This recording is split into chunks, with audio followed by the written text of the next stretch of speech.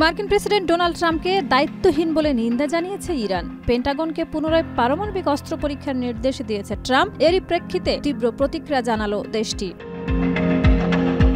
ইরানের পররাষ্ট্রমন্ত্রী Abbas Araghchi ৩০ October সামাজিক যোগাযোগ মাধ্যম এক্সে বলেন, যুদ্ধ দপ্তর হিসেবে পরিচিত এই দেশ আবার পারমাণবিক অস্ত্র পরীক্ষার কাজ শুরু করেছে। অন্যদিকে তারা আমাদের শান্তিপূর্ণ পারমাণবিক কর্মসূচিকে হুমকি হিসেবে দেখায় এবং আমাদের স্থাপনাগুলোতে আক্রমণের আশঙ্কা করছে, যা আন্তর্জাতিক আইনের স্পষ্ট লঙ্ঘন।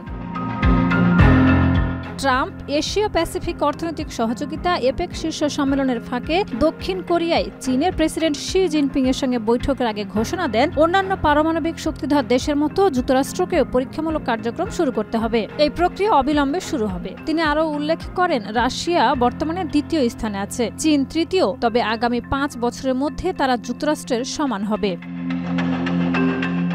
যুক্তরাষ্ট্রের এই পদক্ষেপকে নিয়ে উদ্বেগ প্রকাশ করেছে রাশিয়া ও চীন। রাশিয়ার প্রতিক্রিয়া কমিটির প্রধান বলেন, এটি নতুন সংঘাতের ক্ষেত্র তৈরি করছে এবং বৈশ্বিক অস্থিতিশীলতা বাড়াচ্ছে। চীনের পররাষ্ট্র মন্ত্রণালয়ও মার্কিন সিদ্ধান্তকে একতরফা ও কৌশলগত ভারসাম্য ভঙ্গকারী বলে অভিহিত করেছে।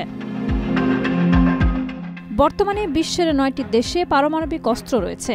সবচেয়ে বড় ভান্ডার রাশিয়ার হাতে প্রায় ৫,৫০০টি এবং যুক্তরাষ্ট্রের হাতে ৫,০০০-এর বেশি। চীনের কাছে আনুমানিক ৬০০টি পারমাণবিক হুমকিপূর্ণ ওয়্যারহেড রয়েছে। বিশ্লেষকরা আশঙ্কা করছেন, রাশিয়া, যুক্তরাষ্ট্র ও চীনের মধ্যে নতুন প্রতিযোগিতা শুরু হলে এই সংখ্যা আরও বাড়তে পারে।